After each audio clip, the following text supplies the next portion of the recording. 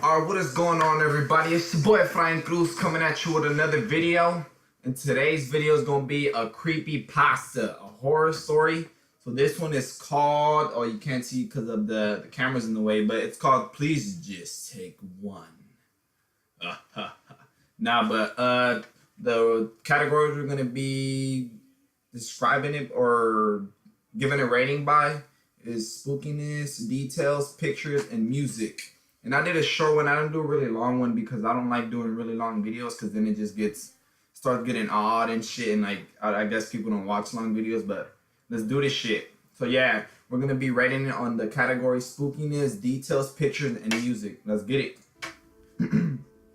I was 13 years old. Oh yeah, sorry if I intend to look this way a little bit to my right. It's because I have another monitor here that is recording this monitor that I'm staring at. So like people over here, just don't mind. Just look at the video. Fuck this. Alright, fuck the camera. I'm out.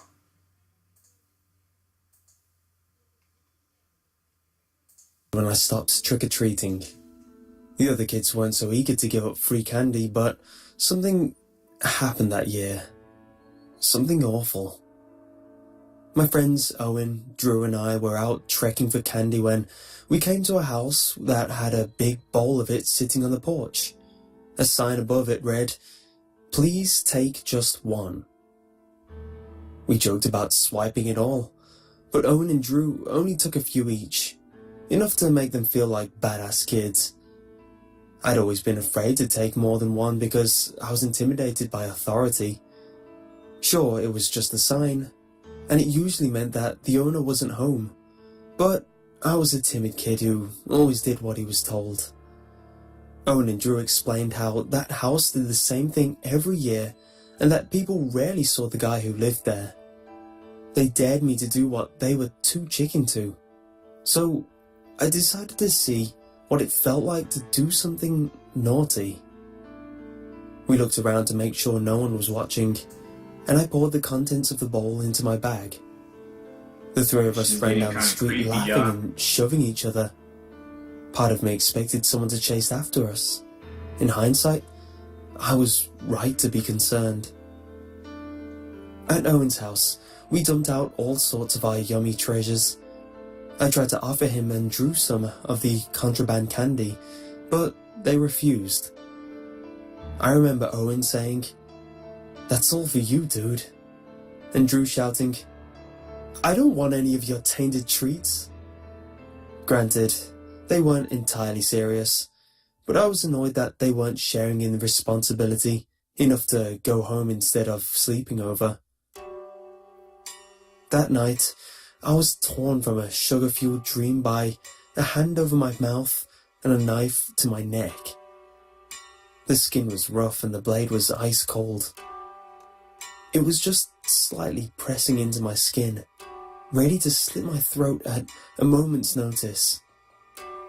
My body went stiff. I wanted to scream, but then a gruff voice whispered, "Don't make a sound." At first, I didn't realize what was happening. Were we being burgled? Then, I got my answer. "Can't you read, you little turd? The sign said just one. Just damn one." I'll never forget those words and the sickening smell of his breath. He went on to explain how every year he would catch kids taking 2 or 3 pieces of candy, which always infuriated him. It wasn't until I took the entire bowl that he finally snapped. Why did I do something so stupid? I was terrified and humiliated at the same time. "You like candy?" he asked me. So I shook my head as much as I could despite his hand pressing against my face. He then removed it, still holding the knife to my neck, and proceeded to shove unwrapped candy into my mouth. I tried not to inhale, but I couldn't help it. I could feel things pushing against the back of my throat as I whimpered and drooled. I started to gag, but he put his hand back over my mouth so I wouldn't cough anything up. I truly believed I was going to die, and I feared for my friends as well. My short life flashed quickly before my eyes. All I could think in that moment was, how could an adult hate children this much? Everything I presumed about them was suddenly a lie. They weren't infallible, and their authority wasn't always law. Fine, so I took this guy's candy. Did I really deserve to die? As I contemplated this for the first time, expecting to suffocate to death, my father rushed into the room, grabbed my metal desk chair, and beat the living daylights out of this guy. I never loved my dad so much as I did that night. I'm an adult now, and I live alone in a nice house on a quiet street with lots of kids. Every Halloween, I leave a basket on my front step full of candy with a sign that reads, "Take as many as you want."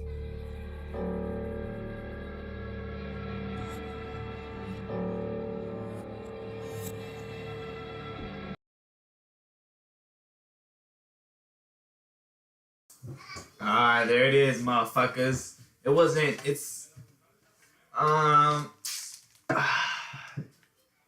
It didn't have me jumping out my motherfucking pants, I'm gonna say it right now. Spookiness, 1 through 10, I give it a 5. It wasn't really spooky.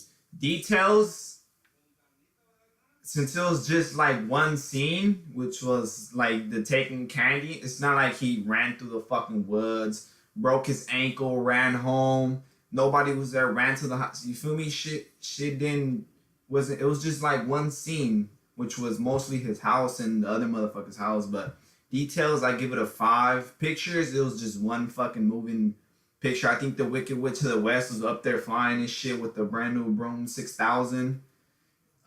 Music, the music was alright. I'll give it a 5. Oh yeah, and the picture, since it was just a movie with the Wicked Witch of the West, I mean, she's from the block, yeah, feel me? She get down, so I give it that a 7.